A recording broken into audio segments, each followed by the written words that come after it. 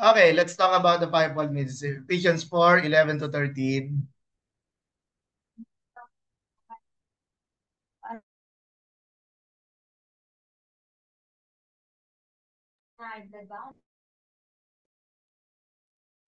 So the three of those named here parallel some in the list in 1 Corinthians 12. Apostles, prophets, teachers. No? The order is similar with evangelists and pastors added. God makes the church work in part by giving gifted people to it to equip the rest of the body for ministry. Where 1 Corinthians 12 and Romans 12 sought to identify the array of gifts, here Paul highlights the key role certain gifts have in moving the church to maturity. Note, some of the following slides were taken from the lesson na I borrowed from yung Theology and Practice prepared by Professor Kristen Smith. So I borrowed from Zoom Bible Theology. The introduction to the classification of gifts. Service gifts. There are service gifts, supernatural gifts, and then the fivefold office gifts. Service gifts, Romans 12. Supernatural gifts, 1 Corinthians 12. So the purpose of gifts. Gifts are not for self-edification, but for others. It is for service. Purpose, the possession and the use of spiritual gifts is inseparably.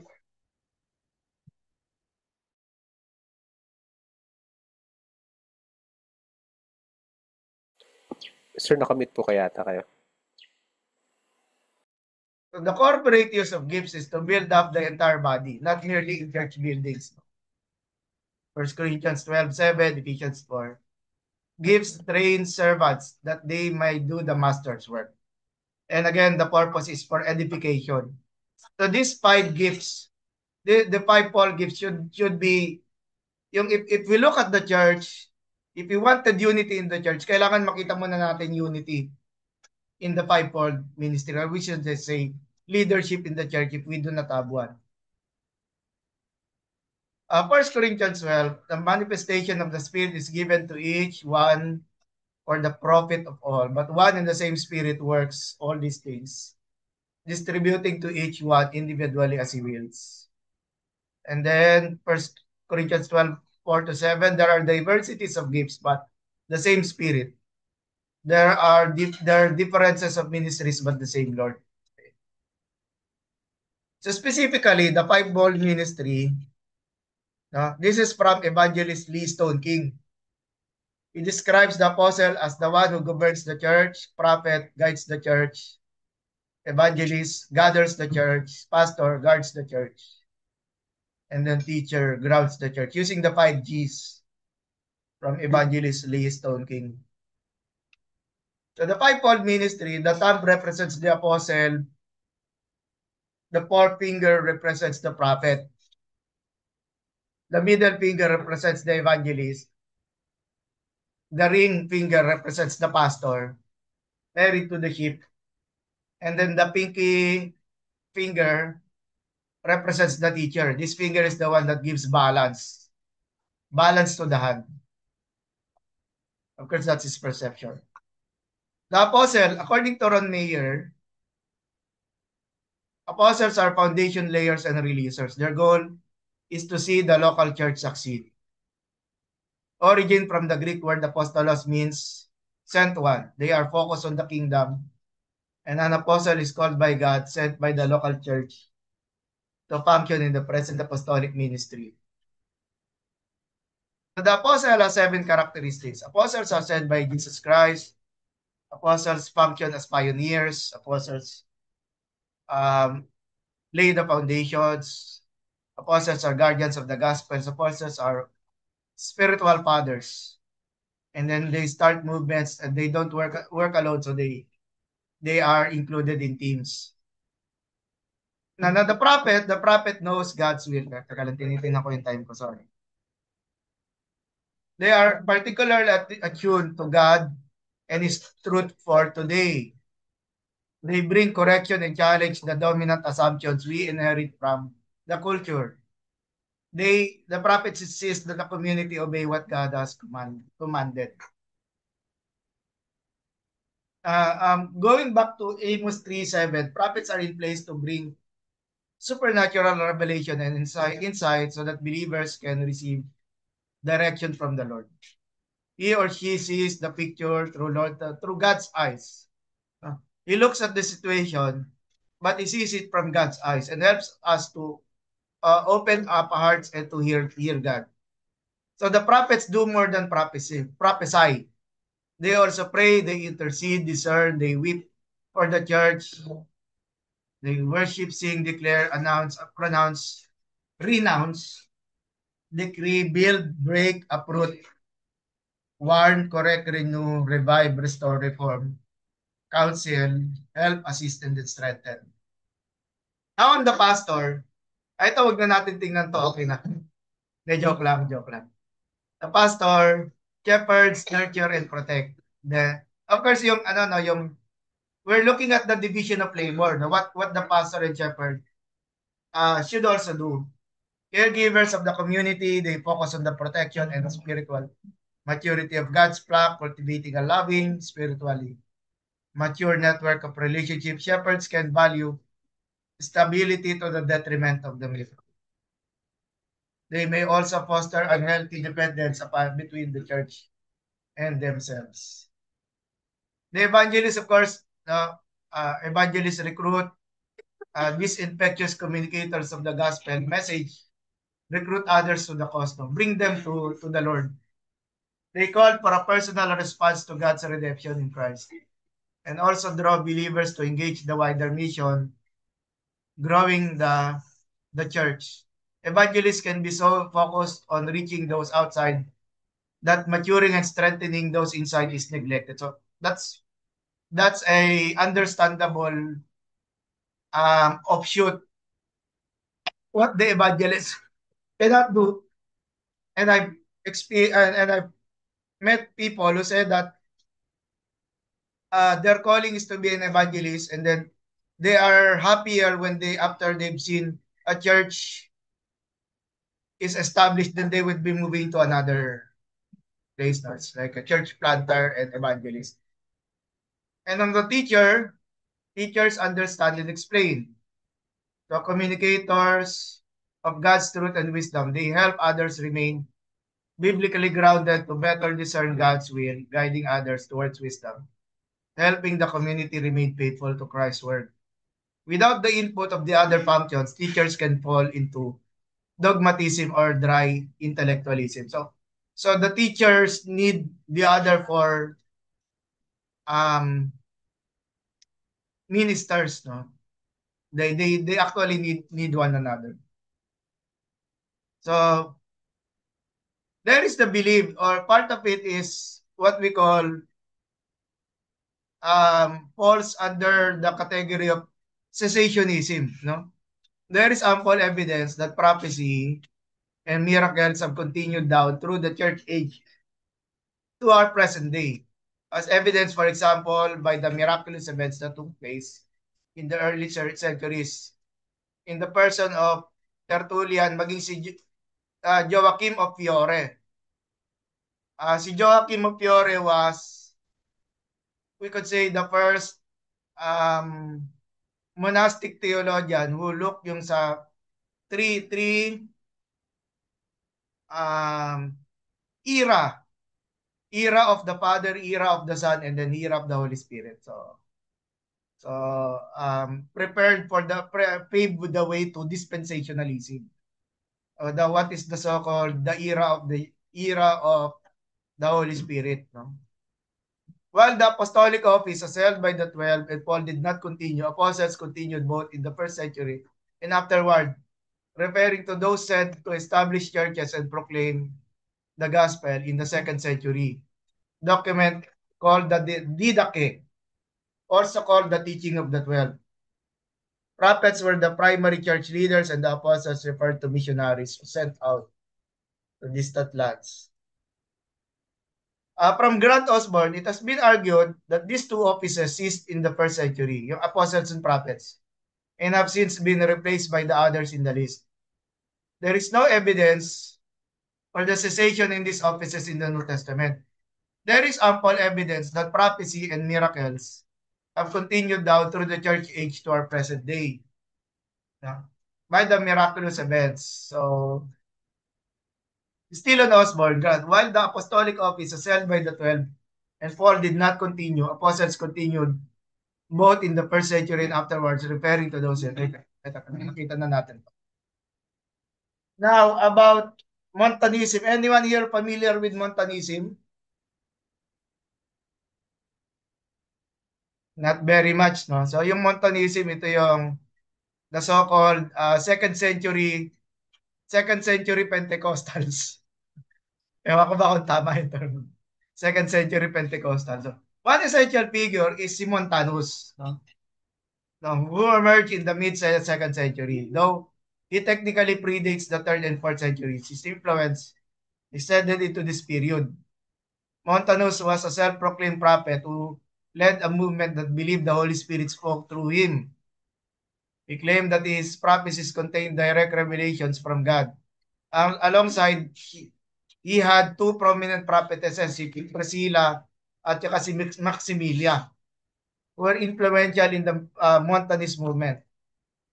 However, the Montanist movement was eventually deemed heretical. No? It received many attacks from different sides. The Christian church, due to extreme emphasis on prophecy and its refusal to align with the institutionalized church. By the third and the fourth centuries, the idea of new prophets had largely faded away. Or we should say it was discouraged. No? Discouraged by the Orthodox Church and the yung Christian theology.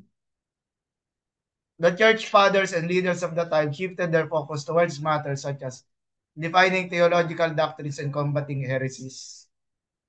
So, ang real problem dito is how do you maintain the unity of the church when there are challenging, sabihin natin, dissenting opinions, no? Challenging the mainstream. During this period, the church became more hierarchical, no? Yung ladderized and institutionalized with bishops, other clerics having more authority over matters of faith and practice. As a result, the role of prophets as seen in the early Christian community gradually diminished. In other words, what they were trying to say, we already have our doctrines now. And so there is no more need for prophets. Okay. So they were and the concept of a prophet coming out, it's like yung deviant, no?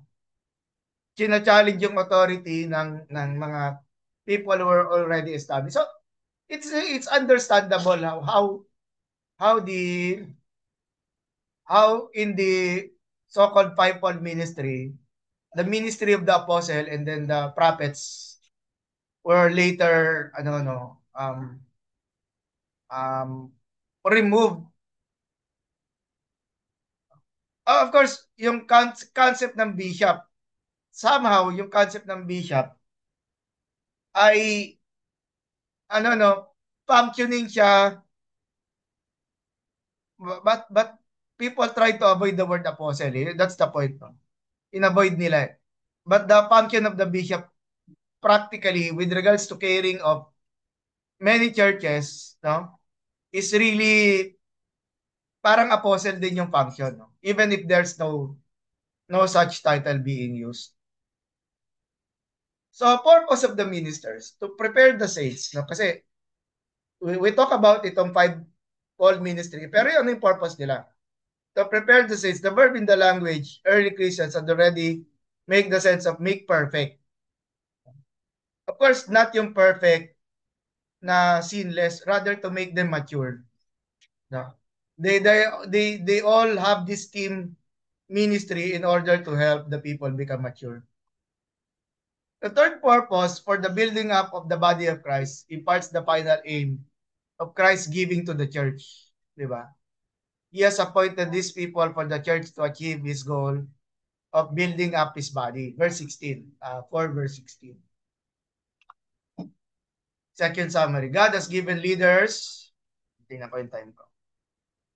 to guide the church in this endeavor, but their task is to equip others to play their part. So there is this calling. Actually, they are being placed in a special rank or position. But their purpose is really to serve. Huwag nating aalisin yon. The purpose of the ministry, whether it's a fivefold ministry of you accept only the three, is really to serve the people. Such equipping, rooted in solid teaching, allows for discernment when confronted with the disturbed waters of life and makes one mature. As all members play their part according to the gifts they have received, in line with the instruction they have embraced, the body grows, reflecting truth in love and mirroring the character of Christ.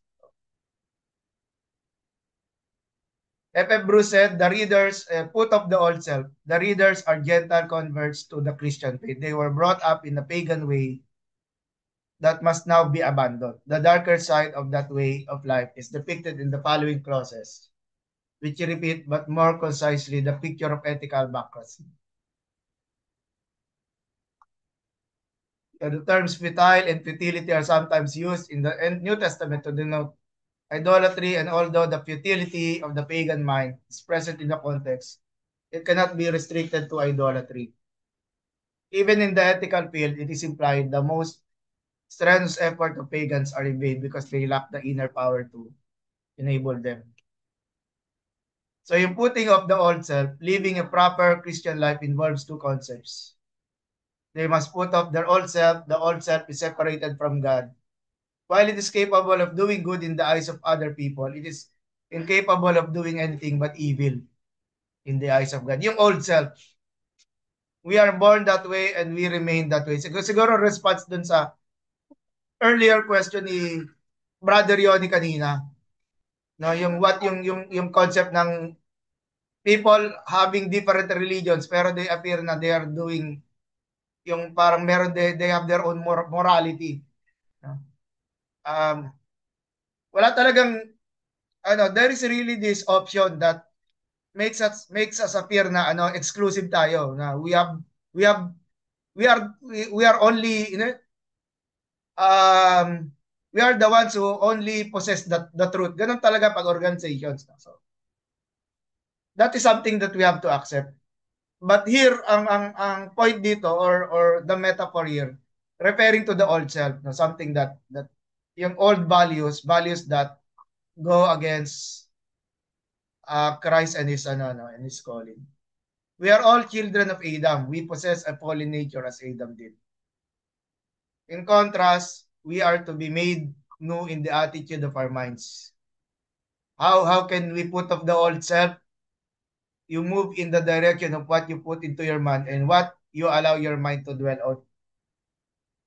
If you fill it with negativity, the negativity rin yung magiging response. If we fill it with the Word of God, and so the Word of God will enrich in us, whether we are conscious about it or unconscious. No? If you do, the Holy Spirit will use it to change you to become what you want to be. If you don't, you will never be what you want to be. Now, before we end, itong grieving the Holy Spirit, what does it mean? Huh? Joshua Griever, he reason we should not grieve the Spirit is twofold. The reason he is the Holy God and that he is our seal for the day of redemption. As the third person in the Trinity or the Godhead, he is holy. Nowhere else in Paul's letters does he describe the Spirit with the full title, Holy Spirit of God, 4 verse 30a. Yung divine aspect ng Holy Spirit, no?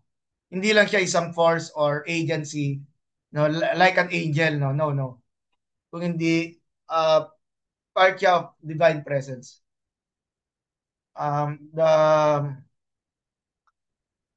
The second reason we should not grieve the Spirit in Ephesians 4:30 is because he is the mark of ownership that we belong to. We belong to God. Hence, we should live as those who belong to him, not to the prince of the power of the air. Having been now freed from that power, how much more should we live in obedience to one to whom we belong? This is not to say that Christians can once again belong to the devil. No?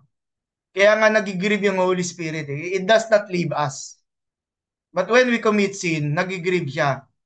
But we know that He is still there. He does not abandon us. Yet, He feels sad because of our actions.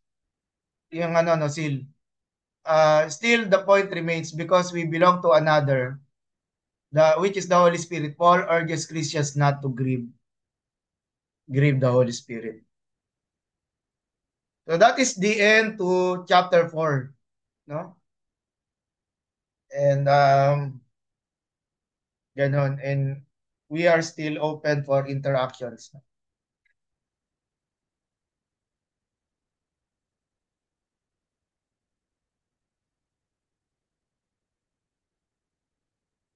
What did we discuss recently? Yung nga, fivefold ministry and a few more yung putting off the old self. And of course, ito nga yung grieving. We should not grieve. The command not to grieve the Holy Spirit.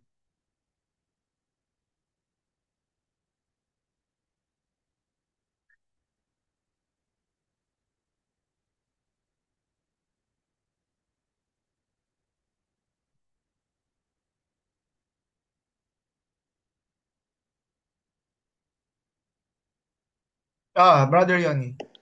Ayun, sir. Siguro, react lang ko dun sa putting off the old self. In which, yung, yun, sa pinag-aralan natin is the pagans lack the inner power to enable themselves to live up to their highest ideals, which is kita naman natin. And even though we do try, and again, it's a good thing we're not set out to work for our salvation because no one will ever achieve it. It's just not in us. And ayun, just the idea of putting off your old self, it does require us a bit of sacrifice on our part. Um, at the end of the day, we have to go by what God told us to do, and Mm, sometimes this means we have to say no to a lot of things as well, not just say yes to being in church. It's like mm, may mga mm, bagay na kailangan hindi mo na din bilang mm. ganon. And yeah, I'm just reminding it's time to remember something na nabasa ko from a long time ago. Ano, hindi na talaga ito interview. What was that? So, sa dulong dilaw ko kanina eh. Nawala. But yes, so I'll just end with this. Sa akin, parang, yes, there is a need for us to put off our old self just so we can be grown into a better version of ourselves. Uh, Parang ang tingin ko dyan kung baso ka and puno ka na, how else the water going to fill you up again? You kind of need to empty yourself out of these things. Well, that will be between you and God kung ano yung mga bagay na yan, and then let Him fill you up as needed. Oo nga. Answer. Thank you. Thank you. Very well. Sana na yung putting of the old self, bottom portion ng chapter 4, still there. Of course, yun yung contrast dun sa unity. Kasi yung old self, it is very independent. No? Independent, rebellious, anong tawag mo dito? Yung six personal glory. Hindi yung the glory or the honor of the community, no. Hindi. It's always selfish. So, yung kita natin yung contrast. Thank you. Thank you for that.